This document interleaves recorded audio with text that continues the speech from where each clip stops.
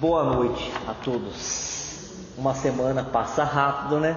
Parece um dia, um segundo.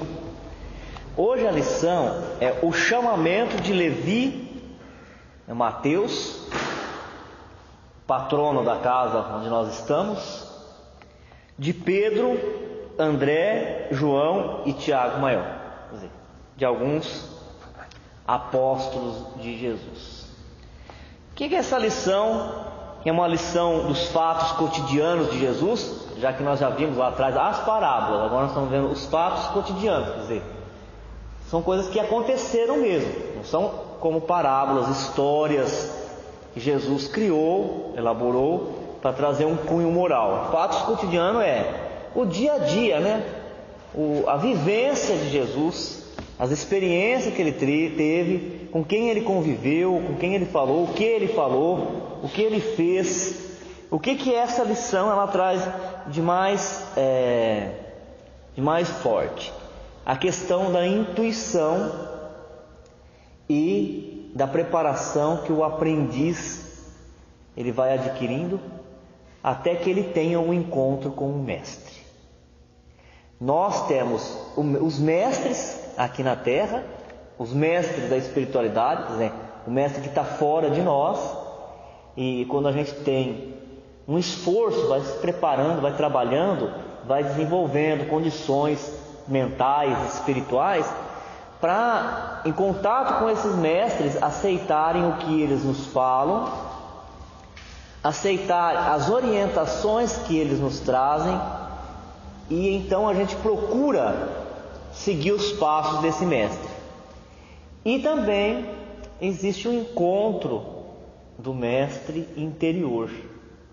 É quando essa personalidade que nós estamos vestindo nessa encarnação, tanto quanto aquelas outras que nós vestimos nas outras que nos trouxeram até agora, até aqui, quanto aquelas que nós teremos nas outras encarnações, elas vão trazendo para a gente amadurecimento, aprimoramento, para que a gente possa entrar em conexão com a força divina que já está dentro de nós. A força divina que foi depositada pelo Criador dentro de nós, né? Então Jesus Cristo fala aqui no texto, ele fala assim, achei muito bonito. A gente lê todo o texto, né, cada roteiro, e lógico que a gente só fala algumas coisas aqui por causa do horário, a gente seleciona algumas coisas para falar. Mas uma parte bonita que eu achei no texto, ele fala assim: é lógico que Jesus é realmente o governador do nosso planeta. Ele é o Senhor dos exércitos. E nós somos um simples soldado.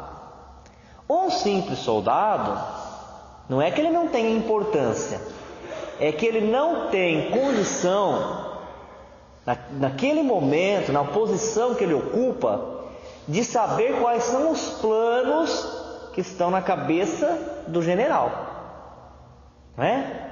O general que tem um plano de comando, ele que sabe para onde vai levar o seu exército. E se ele falar para todos eles o plano dele, então aquele plano ele vai à água abaixo, porque tudo que é anunciado cria para os adversários, para os opositores, criam condições para eles irem desmanchando, desfazendo aquilo que se quer fazer. Então ele fala uma coisa muito bonita, muito forte, que todo mundo sabe e que a gente tem que alimentar isso para não cair na desesperança, não cair no tédio, na monotonia, né? Na descrença. Ele fala, esse Senhor do exército que é Jesus, ele vai levar a terra a ser a moradia de espíritos purificados. Isso é muito forte, muito bonito. Agora, de que jeito ele vai fazer? Quando nós que somos simples soldados não poderemos sondar a mentalidade do líder, do comandante. Só nos compete combater o bom combate. Então o que esse texto vai falar? Vai falar que esses homens, Mateus, Pedro, André, João e Tiago maior, todas as encarnações que eles tiveram antes de vestir essa personalidade, foi uma preparação para que eles pudessem cumprir essa missão importante que eles cumpriram.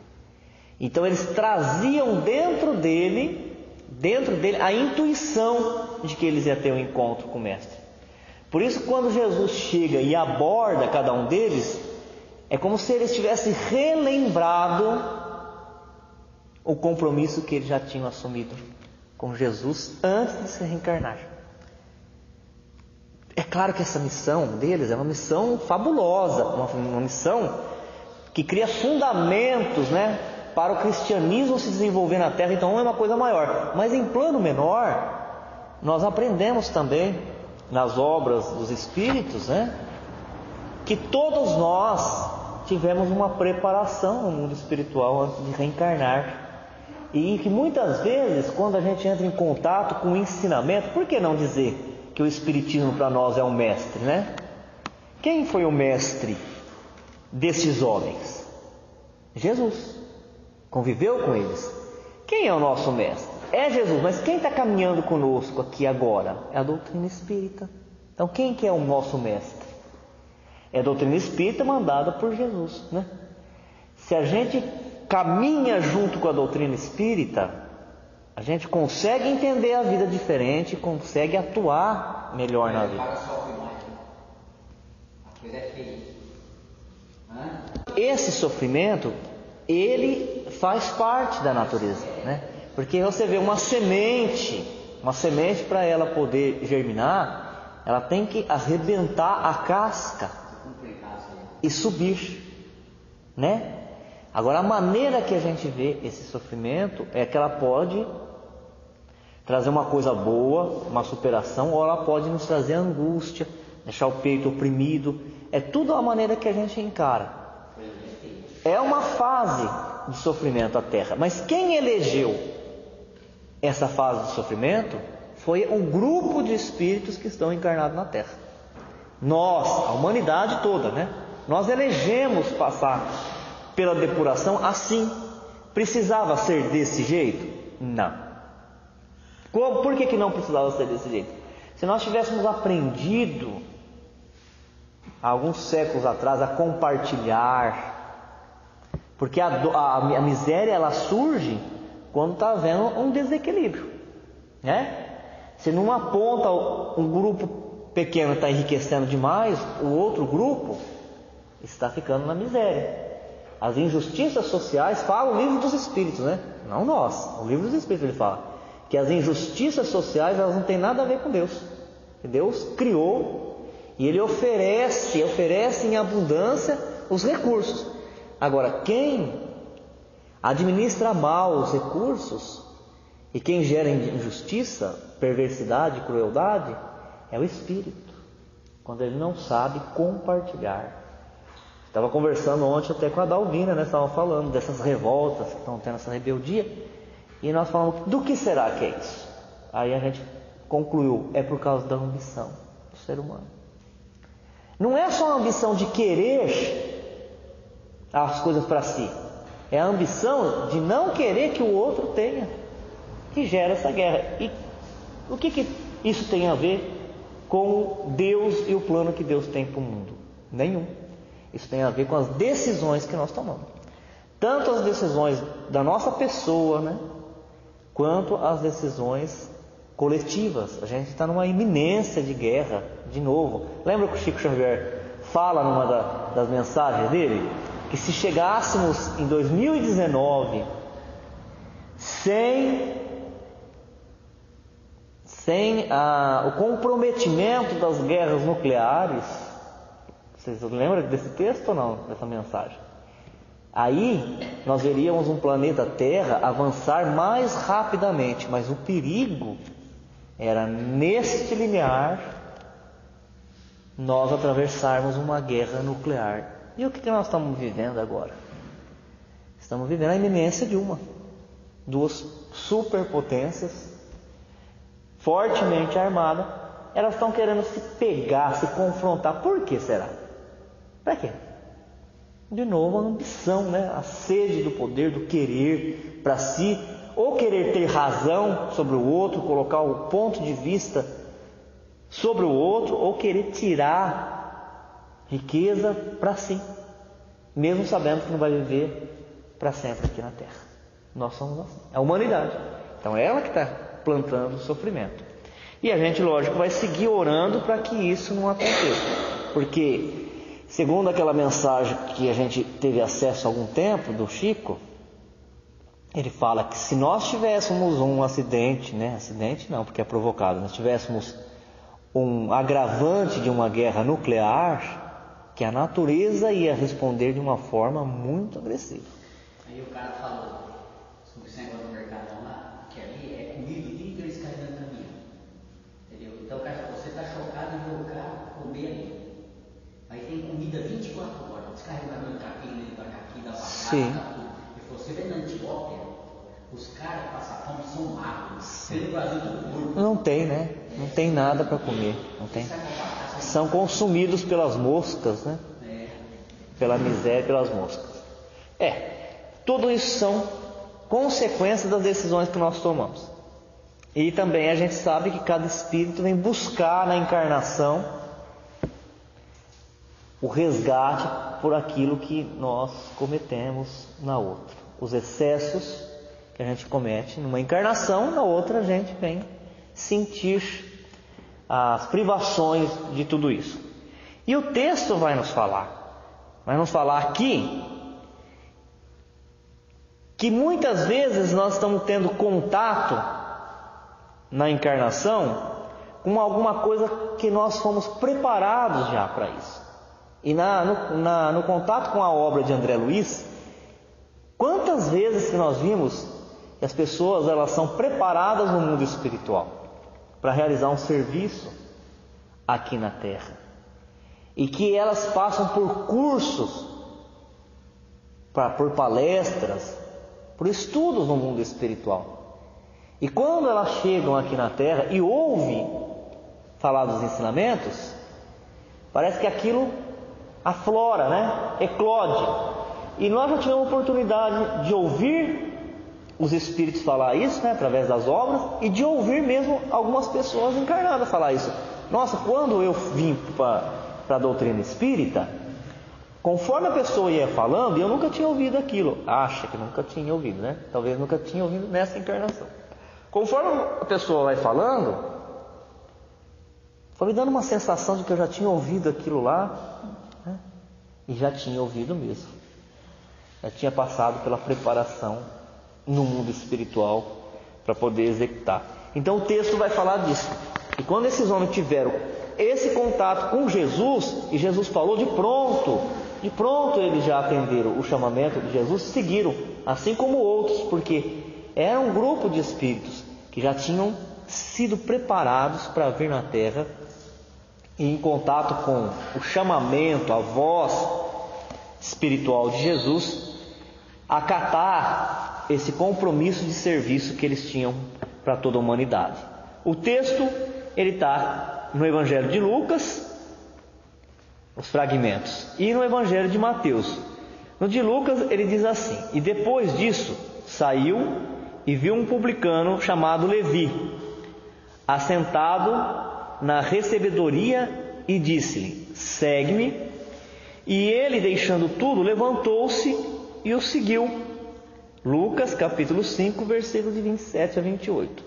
E Jesus, andando junto ao mar da Galileia, viu dois irmãos, Simão, chamado Pedro, e André, os quais lançavam as redes ao mar, porque eram pescadores. E disse-lhes: vinde após mim, e eu vos farei pescadores de homens. Então eles, deixando logo as redes, seguiram-no. E João, seu irmão, num barco como Zebedeu, seu pai, consertando as redes, e chamou-os. Eles, deixando imediatamente o barco e seu pai, seguiram-no. Mateus capítulo 4, versículo 18 e 22. É que hoje nós conhecemos um pouco mais do que é Jesus, da sua obra, dos seus ensinamentos. E é possível que, se Jesus viesse, encarnasse, e e nós soubéssemos que era Ele nos chamando para ir assistir uma palestra em Rio Preto, lá no Palestra Clube, no Bezerra de Menezes, lá no Teatro Municipal, é bem capaz da gente ir lá assistir, né? Agora fazer igual esses homens, venha e eles largarem tudo e seguir ele para sempre, é para quem realmente já tem muita preparação espiritual, né? Para quem já está realmente com um caminho de espiritualização muito avançada. Vamos ver o que nos traz a interpretação desse texto evangélico. Relata-nos o espírito Humberto de Campos como aconteceu o chamamento de Mateus, dos irmãos Pedro e André, e dos filhos de Zebedeu, o João e Tiago, para fazerem parte do colégio dos 12 apóstolos de Jesus. Diz assim Humberto de Campos: daí a algum tempo, depois de haver passado por Nazaré, descansando igualmente em Caná, Jesus se encontrava nas circunvizinhanças da cidadezinha de Cafarnaum, como se procurasse com viva atenção algum amigo que tivesse à sua espera. Quer dizer que já nessa primeira parte do texto de Humberto de Campos, ele já mostra que não é nada por acaso, né? Já existia um compromisso desse encontro de Jesus com esses espíritos que já tinham sido preparados na espiritualidade e já estavam encarnados. Por isso que de pronto eles já reconheceram espiritualmente, reconheceram Jesus e já atenderam o chamamento dele. Eram amigos de Jesus. Olha que coisa maravilhosa. Eram espíritos que já há muitas encarnações estavam ajudando Jesus nesse trabalho. Qual o trabalho mesmo? Falamos no começo. Qual o trabalho que Jesus está realizando na terra e o qual esses espíritos e outros tantos são colaboradores de Jesus? Qual é o trabalho? Falamos no comecinho hoje. De transformar a terra na moradia de espíritos purificados. Quer dizer que a terra será a moradia de espíritos purificados. De que jeito? E quando? Fala o texto aqui. Nós que somos soldados rasos, não poderemos sondar a cabeça do general. Mas já está na mente de Jesus. Como que vai acontecer e quando, por quê? Porque ele recebeu essa missão e ele vai cumprir essa missão. A terra é moradia de espíritos purificados, de espíritos felizes, de espíritos divinos, divinizados. E esses homens se reencarnaram sob o comando de Jesus, o pedido de Jesus. Então Jesus, nesse ponto da história dele, estava à procura desses amigos. Olha que coisa maravilhosa. Eram amigos de Jesus. Em breves instantes, ganhou as margens do Tiberíades e se dirigiu resolutamente a um grupo alegre de pescadores, como se de antemão os conhecesse a todos. Jesus aproximou-se do grupo e assim que 2 deles desembarcaram em terra, falou-lhes com amizade: Simão e André, filho de Jonas, venho da parte de Deus e vos convido a trabalhar pela instituição do seu reino da terra. Jesus encontrou seus amigos e disse: eu venho da parte de Deus, da parte daquele que comanda o universo todo, daquele que conhece o nosso passado, o nosso presente e o nosso futuro, daquele que nos criou, para que nós pudéssemos implantar o reino de Deus na terra. Que reino que é este, o reino de Deus? Senão o reino daquilo que nós estávamos falando também há pouco, da justiça social, da gente realmente saber compartilhar as coisas, da gente fazer desaparecer do nosso planeta a fome, a miséria, a dor, a ameaça, o medo, a opressão. O reino da paz, o reino onde todos tenham as mesmas condições de evoluir, de crescer, de realizar um trabalho, de ser alegre, né? Onde as dores, as misérias desaparecem, as enfermidades desaparecem. André lembrou-se de já o ter visto na cercania de Betsaida, enquanto Simão, embora agradavelmente surpreendido, o contemplava enleado. No entanto, quase a um só tempo, dando expansão aos seus temperamentos acolhedores e sinceros, exclamaram respeitosamente: sede bem-vindo. Jesus então lhes falou docemente do Evangelho, com o olhar incendido de júbilos divino. Quereis ser meus discípulos? Perguntou-lhes Jesus. André e Simão se interrogaram a si mesmo, permutando sentimentos de admiração embevecida. Refletia Pedro: que homem seria aquele? Onde já lhe escutara o timbre carinhoso da voz íntima e familiar. Ambos os pescadores se esforçavam por dilatar o domínio de suas lembranças, de modo a encontrá-lo nas recordações mais queridas. Não sabiam, porém, como explicar aquela fonte de confiança e de amor que lhes brotava do âmago do espírito, e sem hesitarem, sem uma sombra de dúvida, responderam simultaneamente: Senhor, seguiremos os teus passos. Você já pensou? Como será que é a forma espiritual de um Cristo? Não é o caso aqui do texto, mas conforme eu estava lendo tudo isso, tentando imaginar, porque a gente quando lê o texto, a gente tenta imaginar o encontro, né? Ele encontrando esses homens. E aí eu fiquei pensando já numa outra coisa, uma coisa espiritual. Como será que é a forma de um corpo de um Cristo?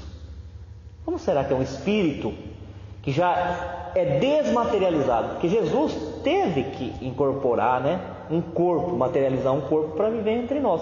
Mas ele já era um Cristo. Nós somos um espírito em evolução. Temos um perispírito. Na medida que nós vamos evoluindo, o perispírito também vai... Você vê? Era um sol, né? Era um sol espiritual. E ele atraiu, né, como um imã, atraiu, e as pessoas tinham aquela impressão de conhecer já. E eu fico imaginando que alguns já conheciam mesmo do mundo espiritual, ele devia ter conversado com eles, convocado lá no mundo espiritual. Mas outros tantos, outras almas, talvez nem tenha tido esse encontro com a pessoa, né? Jesus, mas quando entra em contato com ele, aquela força, aquele poder magnético de um ser puro faz a gente ter saudade de alguém, que é a saudade de Deus no momento que Ele nos criou. Porque no momento que Ele nos criou, nós também éramos puros. Nós também éramos puros. Então Jesus, quando Ele chega perto, Ele faz a gente compartilhar a percepção que Ele tem. Ele compartilha conosco a paz que Ele já tem, né? A serenidade. Imagina se o pessoal ia visitar o Chico Xavier e sentia um bem-estar, uma alegria espiritual só em contato com aquela irradiação que a NASA mediu, né? Deu 5 metros de aura, de radiação. Já sentia aquela energia e não queria ir embora. Por quê? Estava sustentado pelo alimento espiritual, pela vibração do Chico. E nós sabemos que é um espírito elevado, mas que é um espírito que está com as suas lutas ainda. A luta de vencer os ciúmes, de vencer a mágoa, de vencer as tristezas, a solidão, tudo isso. Agora você imagine a irradiação de Jesus, porque é o que ele está falando, não é o que o texto está falando? Na hora que Jesus chegava, até onde ia essa irradiação? Pegava a terra inteira, abraçava a terra inteira, abraçava a terra inteira. Aí a pessoa em contato com ele lembrava de Deus, lembrava de quem realmente era um espírito imortal. Não dá para conviver com um homem espiritualizado, um ser espiritualizado como esse, sem você ter aquela certeza, aquela sensação, aquela percepção constante, perene, de que Deus é o Senhor da vida, de que Ele nos alimenta, de que Ele nos sustenta e que a gente não precisa temer nada quando nós estamos em Deus e Deus está em nós. Então esses homens reconheceram Jesus. É uma intuição. Cada um de nós temos intuição do trabalho que nós temos que realizar aqui na terra. E toda vez que nós desobedecemos essa intuição, nós nos damos mal. Todos nós temos essa intuição. Quando a gente acata essa intuição, né? Intuição não é perturbação nem influência de espírito negativo, não. É aquela intuição que todo mundo sabe o que é, aquela voz interior, a gente sabe o que tem de fazer e o que não deveria fazer.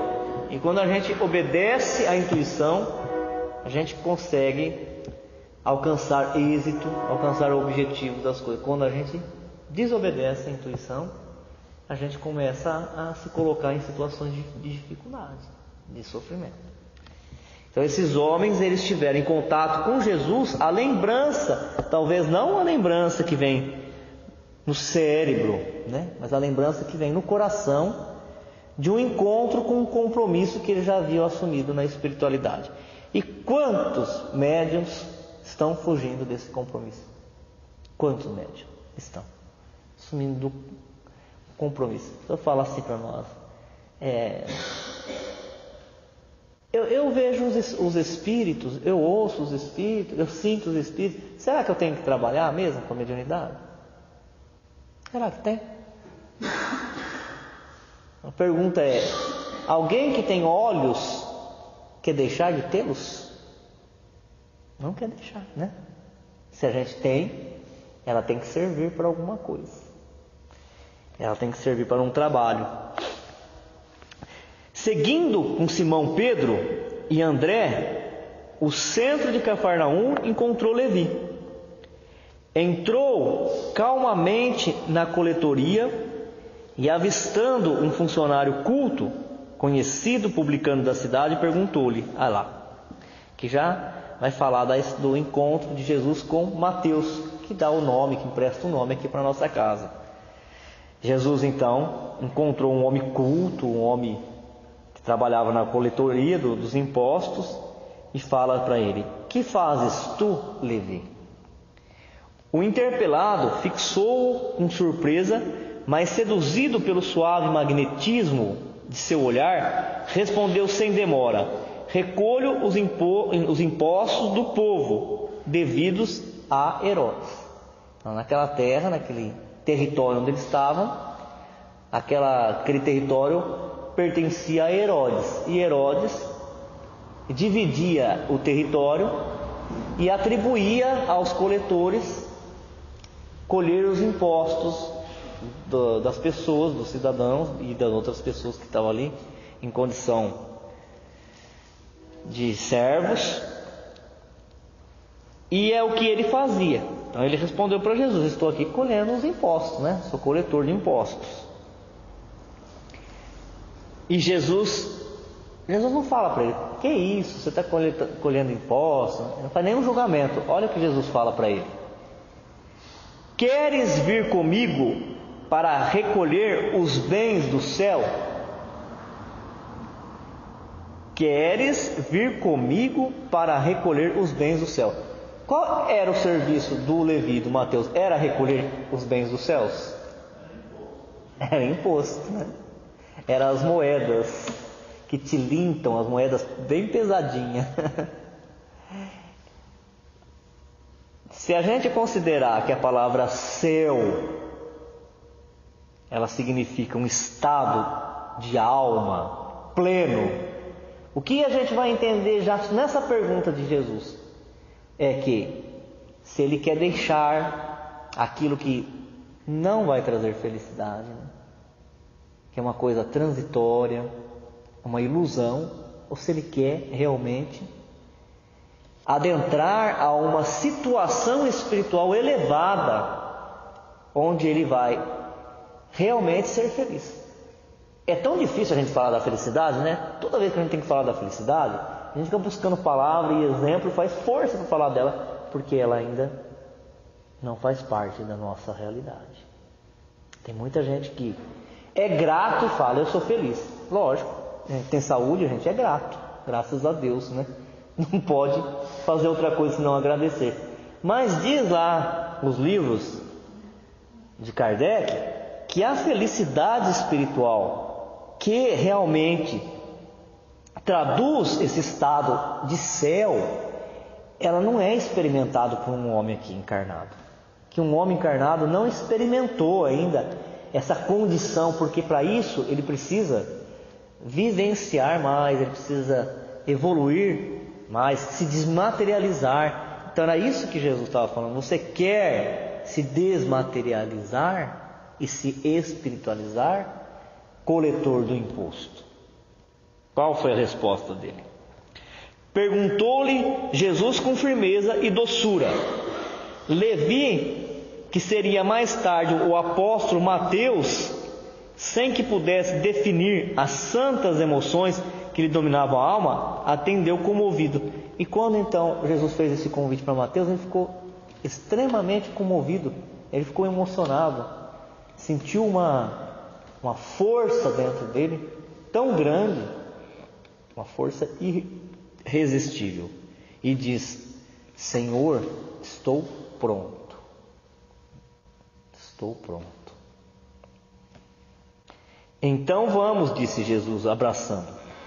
Na tarde desse mesmo dia, o mestre fez a primeira pregação da Boa Nova na praça ampla, cercada de verdura e situada naturalmente junto às águas. Então, quando o trabalhador está pronto, o mestre, ele aparece. Quando nós criamos condições interiores e mentais, o trabalho surge. A gente não precisa forçar nada, né? E nem tirar nada de ninguém. Ele surge naturalmente, e quando a gente vai ver, já estamos envolvidos nele. Agora nós temos que estar pronto, como Mateus. Você já pensou se Jesus aparece para nós e fala isso? Eu tenho um trabalho para você, só que tem uma coisa, não tem volta mais esse trabalho. Começar a fazer, tem que ir para frente. Nós vamos ter essa prontidão de Mateus para falar, eu estou pronto. Estamos caminhando para isso. Mais um pedacinho só para encerrar. O chamamento de Jesus agora aos outros dois, aos irmãos João e Tiago. Ocorreu na manhã seguinte à pregação de Jesus. O mestre se aproximou de dois jovens que pescavam nas margens do Tiberíades e os convocou para o seu apostolado. Dois pescadores. Filhos de Zebedeu, disse bondoso, desejais participar das alegrias da Boa Nova?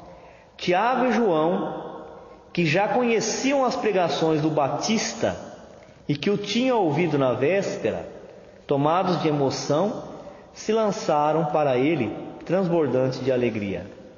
Mestre, mestre, exclamavam felizes, como se fossem irmãos bem amados e que se encontrassem depois de longa ausência. Tocados pela força do amor que se irradiava do Cristo, fonte inspiradora das mais profundas dedicações, falaram largamente da aventura de sua união perene, no futuro, das esperanças com que deveriam avançar para o porvir, proclamando as belezas do esforço pelo Evangelho do Reino. Os dois rapazes galileus eram de temperamento apaixonado, profundamente generosos, tinham carinhosas e simples, ardentes e sinceras as almas. João tomou as mãos do Senhor e beijou-as afetuosamente, enquanto Jesus lhe acariciava os anéis macios do cabelo. Tiago, como se quisesse hipotecar a sua solidariedade inteira, aproximou-se do Messias e lhe colocou a destra sobre os ombros em amoroso amparo. Então aqui nós vimos a interpretação do texto evangélico, do chamamento de Mateus, Pedro e André, João e Tiago. Quarta-feira que vem nós vamos continuar estudando, interpretando, fazendo a interpretação deste texto. Ainda tem mais uma parte dessa interpretação.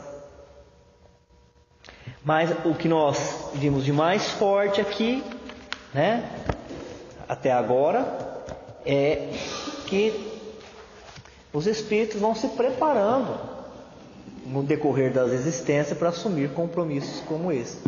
E aí, quando ele tem contato com alguma situação, aquele compromisso, aquela aptidão aflora, e aí as pessoas vão de encontro ao trabalho que elas têm que realizar. E a gente sempre ouviu no meio espiritual, né, que a gente não precisa ficar ansioso, acelerar o processo, que tudo realmente ele vem ao seu tempo. E quando ele vem ao seu tempo, aí a gente percebe que as pessoas, elas pegam esse compromisso para valer. Elas pegam para valer. São as que vão levar. Às vezes a gente sente, né? Quando a gente começa a caminhar no trabalho espiritual, no trabalho com o Evangelho, a gente às vezes começa a perceber que alguns companheiros eles vão abandonando, eles vão desertando o trabalho. E vai dando impressão, quando a gente não entende a essência do Evangelho, dando a impressão que o próprio trabalho que nós estamos realizando está enfraquecendo, mas ele não está enfraquecendo. As pessoas, elas não têm firmeza, né, de se manter no trabalho, porque elas não estão preparadas. Muitas vezes elas vêm para buscar o contato com aquele ensinamento que vai ser para a alma dela, para o espírito dela, fermento, vai ser adubo, para que um dia possa realmente se multiplicar, se fortalecer, se preparar. E sempre são pequenos grupos que vão levar o trabalho mesmo adiante, com solidez, né? Quando entendeu qual é o seu compromisso. O compromisso com a divulgação desse Evangelho que já vem há mais de 2000 anos na Terra e que vai continuar cumprindo a sua missão. Mas nunca a multidão foi a que levou o trabalho para frente. A multidão, ela sempre veio buscar o benefício. Ela veio sempre buscar a ajuda e o auxílio.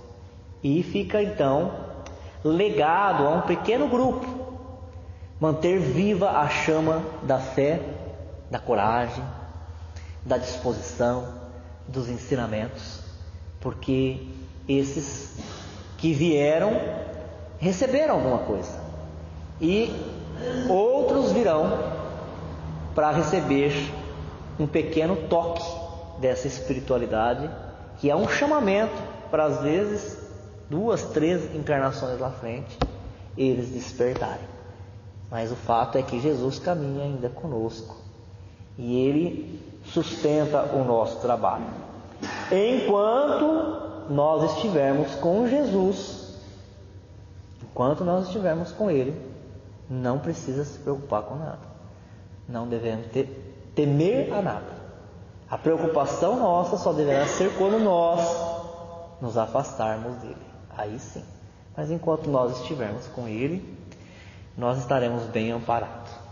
É a mensagem profunda. E aprender a ouvir a intuição quando ela vier, não desobedecer essa intuição. Porque a intuição é quando Deus fala direto à nossa alma, né? E a gente tem que ir de encontro a ela. Quando vem através da oração que a gente faz, da ligação que a gente faz com a espiritualidade, quando vem aquela mensagem dentro do nosso coração, da nossa alma, aquela é a intuição. Quando a gente começa a pensar muito nela, aí a gente começa já a descaracterizá-la. Alguém fala uma coisa boa pra gente, olha, vai dar tudo certo, né? Está indo muito bem, teu esforço está sendo recompensado, continua fazendo bem. Aí daqui a pouquinho, se a gente acata, a gente ganha força e vai para frente. Daqui a pouquinho a gente começa a racionalizar. Mas será que é isso mesmo? Será que não é coisa da minha cabeça? Não é isso? Às vezes até nas relações interpessoais, que alguém faz alguma coisa que nos magoa e vem aquela intuição. Você sabe o que você faz para essa pessoa? Não faz nada. Faz nada, perdoa ela. É a intuição. Aí daqui a pouquinho a gente já começa a trabalhar com o cérebro. A gente já começa a mexer na mensagem, falar, mas a pessoa precisa de uma lição. Onde é que você viu ela falar isso para mim? Quero colocar ela no lugar dela. Aí já não é mais a intuição, é a personalidade orgulhosa, egoísta, né? Que nós estamos ainda trabalhando. Quarta-feira que vem a gente então vai continuar com este roteiro. Este roteiro que é o chamamento de Levi, Pedro, André, João e o Tiago.